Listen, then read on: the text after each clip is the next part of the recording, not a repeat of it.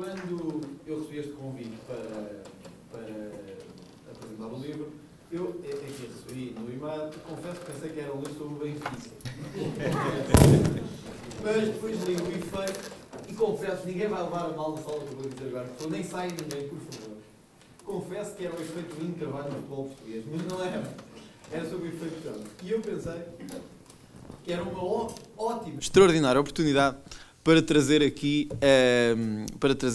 duas ou três ideias que eu tenho e que no meio desta azáfama do futebol nem sempre é possível de as transmitir. E portanto hoje era esta excelente oportunidade e eu agradeço ao Jorge essa oportunidade de falar sobre este tema. E portanto felicito e aproveito este início para dizer que depois de ter lido o livro, acho de facto que é um enorme contributo que é dado para aquilo que temos hoje e para o estado do nosso pensamento a todos os níveis, político, económico, jurídico até. E por isso mesmo aproveitar essa situação para fazer aqui esta nota. Enfim, eu lamento imenso, e conforme o Jorge referiu, a situação ocorrida até com o professor Jaime Nogueira Pinto, na Universidade Nova de Lisboa, onde eu sou docente na Faculdade de Direito.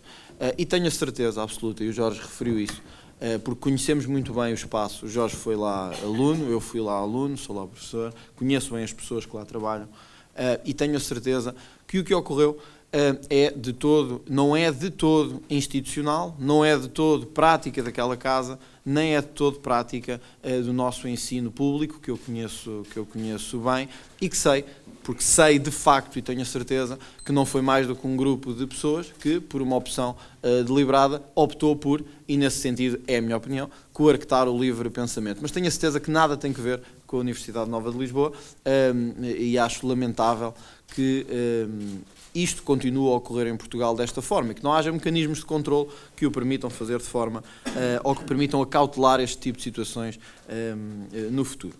Bom, eu não me vou alongar muito, eu acho que o Jorge tocou em alguns aspectos fundamentais e certamente nos essenciais que ele próprio trabalhou no livro. Isto que o Jorge disse no fim eu pude acompanhar, de facto, o Jorge é um trabalhador nato.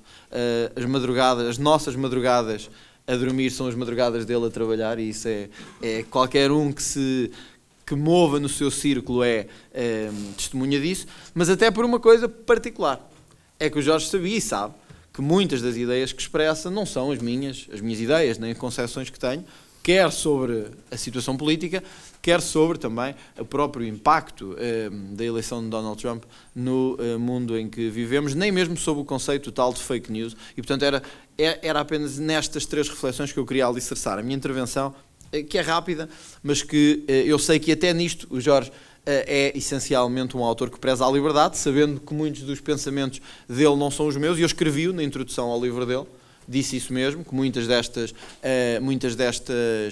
asserções são duvidosas, ou são pelo menos não isentas de controvérsia, mas têm um grande mérito que é dar uma pedrada no charco, e eu digo isso no próprio livro. Bom, apenas três coisas que eu queria partilhar convosco. O mainstream. Eu acho, honestamente, que hoje tornou-se de uma espécie de gíria popular ou de uma certa elite intelectual atacar a comunicação social, seja ela qual seja. Comunicação social, aquilo que alguns chamam o mainstream, alguns órgãos de comunicação social mais preponderantes, e digo isto, ouçam, como é sabido, colaboro com vários órgãos de comunicação social, e digo isto completamente livre nesta matéria. Se é verdade que há um mainstream condicionante, é verdade que nós também, nós em Portugal, temos tido, em minha opinião, até a sorte de ter tido muitas vezes meios de comunicação social capazes de tocar com o dedo na ferida, capazes de tocar em pontos que nós não estávamos habituados a ver. Será que a questão, na verdade, é o mainstream opressor ou são os nossos próprios limites de percepção a esse mainstream? E digo-vos isto só por esta reflexão.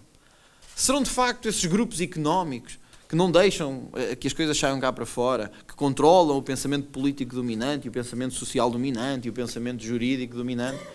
Ou, na verdade, a nossa própria percepção, quando as coisas saem do padrão dominante, é de negação? Foram longe demais. Isto já não era necessário. O que é que aquele tipo está a fazer na televisão? O que é que ele contribuiu?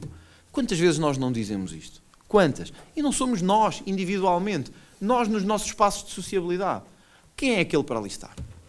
Porquê é que estão a falar disto ali? Não estaremos a incentivar a violência? Não estaremos a incentivar ao ódio?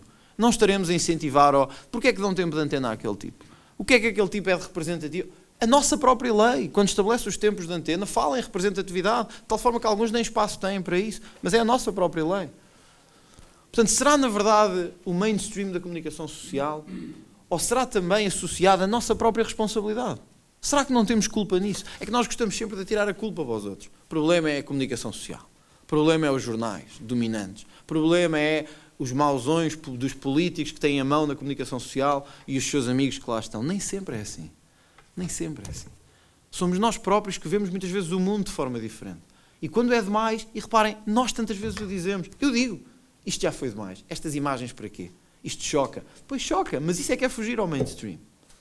Choca, mas é fugir ao mainstream. Ouçam, em França, o Jorge há pouco falou de um atentado, eu lembro-me que estava na televisão nesse dia a acompanhar os atentados e recordo-me da estação francesa ter sido altamente criticada por estar a transmitir corpos nas ruas, que estavam nas ruas, e por ter ido ao âmago de muitas situações que expressavam essa violência. E recordo-me da crítica que levou até à estação televisiva a pedir desculpa e a dizer que não voltaria a acontecer. Nós temos é que saber o que é que queremos. Não podemos é dizer, eles não passam as coisas, mas depois dizemos, nós também não queremos que eles passem as coisas. E por isso temos que nos decidir um bocado o que é que queremos. Não dão tempo de antena a grupos minoritários. Quem é aquele tipo para estar na televisão a esta hora? Às 8 da noite na TVI, às 8 da noite, onde quer que seja, por amor de Deus. Ou seja, acho que nós devemos fazer uma reflexão profunda sobre aquilo que queremos enquanto comunidade. Porque é muito fácil atirar estes chavões assim para o ar de que a culpa é destes, a culpa é daqueles, sem percebermos a nossa própria responsabilidade enquanto comunidade consumidora, enquanto comunidade responsavelmente ativa dentro do próprio círculo de participação comunicativa, que é isso que nós somos. Porque nós somos destinatários, mas somos participantes. Se nenhum de nós vir os conteúdos, eles não vão continuar a passar para o ar. Se todos nós rejeitarmos determinados conteúdos, eles deixam de ir para o ar. Se todos nós participarmos em determinados fóruns de redes sociais, eles continuam ativos. Mas se deixarmos de estar, eles deixam de estar ativos. E, portanto, o primeiro ponto, que não é uma crítica, é um contraponto, será que podemos sempre apontar a esse mainstream da comunicação social? Será que não é um discurso gasto? E eu só digo-vos isto, políticas à parte, clubes à parte, tudo à parte. Hoje o que nós mais encontramos é, sempre que um indivíduo se vê enrolado num escândalo qualquer, seja ele de corrupção, seja ele de crime, seja ele do que é que seja, a culpa é da comunicação social. Que passa malas notícias, que passa rumores infundados, que passa... E não vamos percebendo nesse elan a nossa própria responsabilidade nesses fenómenos. E eu acho que isso merece análise. E nós, até como académicos, é um fenómeno que merece análise. Em vez de apontarmos permanentemente baterias aos terríveis mainstreams da comunicação social, aos terríveis grupos de comunicação que censuram, que não dão palco a quem o tem, que não deviam dar espaço e que não dão espaço, etc, etc, etc. E quando assim é, e reparem, há pouco digo só para mudar de tema, refiro-vos este próprio tópico. Quantos órgãos de comunicação social, e hoje temos aqui vários, e sabem disso os editores, sabem disso os diretores, sabem disso os repórteres, sabem disso os jornalistas, quando aparece alguém novo numa televisão, alguém com um vocabulário diferente, alguém com um pensamento diferente, as televisões inundam-se de e-mails, de cartas, quem é esse tipo, o que é que ele está a fazer, o que é que ele está a falar? E esses e-mails não são inventados, não são fake. Alguém está em casa a escrevê-los, até pode ser só uma pessoa a escrever 2 ou 3, mas alguém está em casa a fazê-los. É a nossa própria responsabilidade. E, portanto, em vez de estarmos sempre a atacar a comunicação social, eu acho que nós devemos perceber a nossa própria responsabilidade nesse próprio papel. Por outro lado, em relação especificamente às questões do trabalho dessa comunicação social no trato do terrorismo, eu já referi exemplos que são chocantes. Eu lembro-me, esse caso, de analisar particularmente, o caso de alguém que, ligado ao terrorismo e com ligações conhecidas, tanto que estava a ser investigado, recebia subsídios do Estado português. Quer dizer, é uma coisa que choca, que nos choca a nós.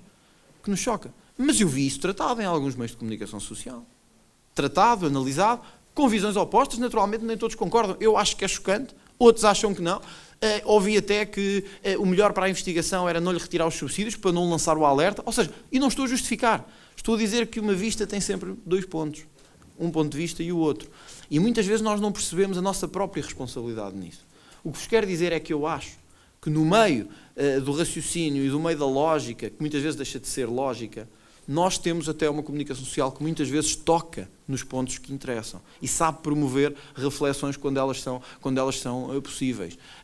E não precisamos de ir mais longe. Nós hoje temos dezenas e em vários canais de televisão de participações em que as participações são abertas às pessoas sem nenhuma espécie de censura prévia e que falam abertamente e dizem o que querem, e até já ouvimos de tudo, desde nomes às neiras a tudo. Tudo. Ou seja, o que eu vos quero chamar não é que isto está certo ou que está errado, é que temos de ter alguma cautela quando apontamos o dedo à comunicação social. São eles os mauzões. Estão a fazer tudo para que isto se mantenha tudo igual. São eles a culpa dos dois partidos estarem no poder há 40 anos. São eles a culpa da Hillary Clinton não ter ganho. São eles a culpa da União Europeia que temos. Nós, se calhar, também temos a culpa de alguma coisa e do próprio consumo que fazemos nessa comunidade. E isso é importante, pelo menos, para refletirmos. Por outro lado, e é já o meu segundo tópico que aqui queria referir, a questão da União Europeia e da ligação, que eu acho que este livro é extraordinário nesse aspecto. O Jorge tem esta capacidade de pegar num fenómeno, que é o fenómeno Trump, e a partir do fenómeno Trump, avançar para as consequências que isso tem. Vocês vão lê-las, são várias, bem analisadas, bem documentadas neste livro, a nível da nossa Europa. E aqui eu também discordo do Jorge, e até nisso é magnífico ele ter-me pedido para apresentar este livro, porque se acho que esta é uma análise extraordinariamente bem feita, quem não poderá dizer que nós não devemos pensar hoje desta outra forma? Isto é, há um Politburo, sem dúvida, há um grupo de países que quer construir esta Europa a partir de um centro nevrálgico e a partir daí estender um ato de dominação, e todos sabemos, o Jorge falou destes líderes e destes países, mas o que é que somos nós sem a Europa? E o que é que somos nós sem a União Europeia? Porque não se trata apenas da... Eu às vezes ouço, e sei que o professor Jaime Nogueira Pinto depois falará sobre isso, eu ontem ouvi uma coisa extraordinária a dizer que nós temos mais a ver com o quê? Com Budapeste ou com Timor? Isto é bonito de ser dito assim, eu também gosto. Temos mais a ver com Timor. Temos mais a ver com o quê? Com Cabo Verde. Eu também gosto de dizer. Mas é Cabo Verde que vai assegurar o nosso mercado de exportações? É Cabo Verde que vai assegurar a nossa estrutura económica e a nossa moeda única? É Cabo Verde que vai assegurar a nossa estrutura de relações diplomáticas no exterior? Não é. Nem é Timor, nem é Angola, nem é Moçambique. Não é nenhum destes. Apesar de poder e dever ter laços fundamentais, estruturais e históricos. O que eu quero chamar aqui a atenção é, há uma série de asserções que nós fazemos que são como as fake news. São fake. São, Portugal devia-se voltar a lançar, era para a lusofonia, o grande espaço da lusofonia. Fernando Pessoa, Camões, tal...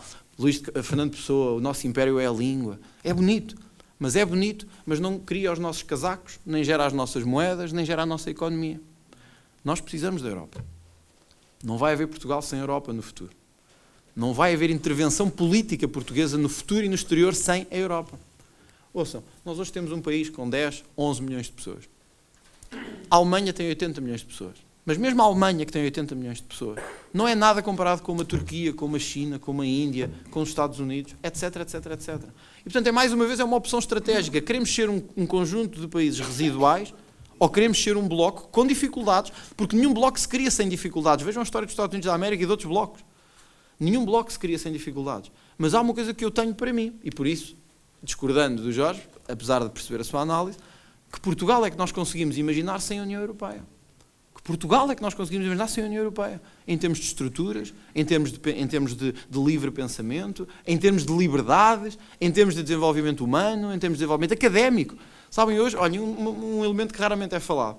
Em termos de publicações, investigação científica, etc., nós temos hoje uma plataforma da Europa que nos permite ter um nível de investigação ímpar em todo o mundo, só batido por 2 ou 3 universidades norte-americanas, porque temos esta sinergia da União Europeia. Quem fez Erasmus, como eu, como muitos que estamos aqui, sabemos o que é isso. O que é que eu quero dizer com isto e porque é que eu estou a falar disto? É que nós estamos sempre a isentar-nos de responsabilidade. A culpa é da comunicação social, a culpa é do Politburo de Bruxelas, a culpa é da Merkel, a culpa é do Trump, a culpa é do Benfica, a culpa é de toda a gente, mas nunca é nossa. E a culpa também é nossa. A culpa também é nossa. A culpa também é nossa na forma como analisamos e como percebemos estas questões. E por isso é que eu vos colocava a questão. Se eu dissesse aqui, Portugal tem ou não a ver com Timor? Todos nós diríamos, tem. Levantem a mão no ar, todos levantamos. Levantem-se quem quer ver novamente um Portugal com laços históricos à sua lusofonia. Todos nos levantamos. Agora levante-se quem é que quer Portugal fora da União Europeia e dentro desses tais blocos. Ninguém quer. Ninguém. Pelo menos por razões económicas viáveis. Alguns poderão querer. Alguns poderão querer. Alguns poderão querer. É outro tema. Mas parece-me a mim, sem qualquer consistência económica do ponto de vista do futuro. Penso eu, na minha opinião. Portanto, o que eu quero chamar aqui a atenção não é o resultado de uma discussão ou de outra. É se nós não teremos também culpa neste processo. Na forma como percepcionamos as coisas. Finalmente, e para terminar, e para tocar precisamente neste ponto das fake news, eu queria dizer isto. O Jorge, mais uma vez, dá um enorme contributo neste livro, que é o poder e o impacto, ainda não estudado em Portugal, que as fake news têm no processo político. Ainda não estudado em Portugal, mas já estudado em alguns países, como por exemplo os Estados Unidos, que viveram isto neste último processo eleitoral. E eu, quando ontem preparava isto, li de facto uma notícia extraordinária que partilho convosco. Durante o período da campanha eleitoral norte-americana, algumas das fake news mais promíquas do ponto de vista da distribuição tiveram 2 milhões de partilhas, por exemplo, em redes sociais. Por exemplo, o famoso Pizzagate, mas outros sobre Hillary Clinton e Donald Trump. 2 milhões. No mesmo período eleitoral, a notícia mais vista do New York Times teve 340 mil partilhas. Ou seja, mostra o poder que isto tem e que nós não estamos preparados para o absorver. É um poder enorme. Aliás, quando perguntavam ao novo presidente norte-americano porque é que ele usa o Twitter, é porque dá um poder enorme não haver nenhuma espécie de intermediário. Eu escrevo, levanto e escrevo o que eu quiser. Ninguém me vem perguntar, ninguém me faz a pergunta sequer. Eu escrevo o que eu quiser. E nós compreendemos isso, nós vivemos isso, todos nós, ou muitos de nós, teremos Facebooks, Twitters, etc., vivemos isso. Mas na verdade, por trás desta percepção está mais uma vez a lógica dos intervenientes políticos quererem furtar-se aos intermediários, porque fazem perguntas. É incómodo, assim eu digo o que eu quero diretamente. Não preciso ninguém a fazer-me perguntas. Mas o que é que quer dizer com isso? Não, eu digo e está dito. Depois interpretem como quiserem. Façam o que entenderem. Passem nas televisões. Depois interpretem. É muito mais fácil. E nós não percebemos que é por isso que se utiliza isto. E não só por a questão, chega mais depressa às pessoas. É verdade. Mas a grande verdade é que não há intermediários. Eu posso estar na praia, apanhar sol e pensar o que é que eu vou dizer hoje sobre a situação política portuguesa. Vou atacar o Jorge Castelo e o professor Jaime Nogueira Pinto. E estou na praia a apanhar sol. Era algo impensável. Eu tinha que estar com o jornalista à frente, a dizer, vou atacar por aí, tinha que estar de gravata, de fato, explicar tudo. Agora não. E é esta lógica das fake news que nascem, que se desenvolvem, e este sim, e aí estamos de acordo, para fecharmos o círculo, altamente pernicioso. E por isso eu termino como comecei. Reparem, hoje as fake news distribuem-se nos nossos Facebooks a uma velocidade milagrosa. Por exemplo, era capaz de surgir uma notícia no Facebook hoje a dizer André Ventura ataca o professor Jaime Nogueira Pinto, o que todos vocês viram que era mentira e viram que não era verdade. Mas as pessoas partilhavam, 1, 2, 3, 4. Quando nós víssemos, já estava partilhado em não sei quantos sítios. E nós é que tínhamos que desmentir, nós é que tínhamos que ir atrás do prejuízo. Mas a verdade é que as fake news são perniciosas, porque nos levam à negação e à defesa permanente, mas sobretudo porque são capazes de convencer em períodos de grande turbulência noticiosa, em que as pessoas não têm a mesma capacidade analítica. E são vários os períodos pré-eleitorais, os períodos pré-grandes eventos, exposições universais, grandes jogos de futebol, grandes eventos políticos, grandes eventos partidários. As fake news crescem como tudo. Porquê? Porque as pessoas não têm a mesma capacidade analítica de seriação. Recebem e assimilam. E este é um grande desafio para a nossa democracia. As consequências dessas fake news, mesmo do ponto de vista jurídico, quais as consequências? O impacto que essas fake news têm no processo de decisão, porque reparem, nós depois podemos dizer, essa notícia era falsa, mas a eleição já foi. Ninguém vai voltar atrás com isso. Essa notícia não funcionou, bom, mas a notícia era essa. Já ninguém vai voltar atrás com isso. E nós vamos ter que nos preparar para isso. E quando vos digo preparar, digo-vos que o Jorge faz isso muito bem, mas nós temos olhado para vários pontos comuns de análise, vários países, e o que nós notamos é que há um aumento cada vez mais gradual deste tipo de situações em momentos-chave ou pré-chave. E, portanto, nós vamos ter que começar a viver com isso. E o que é que eu quero dizer quando nós temos que começar a viver com isso? É precisamente isto. É chamar mais uma vez à nossa responsabilidade. Nós só vamos viver com isto e devemos viver com isto porque devemos ser também cada vez mais responsáveis na análise como observamos o processo das fake news, mas no próprio fenómeno político como um todo. E por isso eu gostava de terminar como comecei. Nós podemos atacar as fake news e dizer que elas são miseráveis no mundo em que vivemos hoje. Podemos atacar a comunicação social e dizer que ela é desonesta intelectualmente no mundo em que vivemos hoje. Podemos atacar o quadro político dominante e a Europa em que temos e dizer que asfixiam tudo com uma estratégia deliberada para criar confusão e para se manter no mesmo mainstream político. Mas eu deixo-vos esta questão. Será que não temos nenhuma responsabilidade nisto? Será que é tudo dos outros? Será que a culpa é toda dos outros? Será que nós não somos participantes nisto? E, na verdade, não é também este, de alguma forma, o mundo que nós queremos?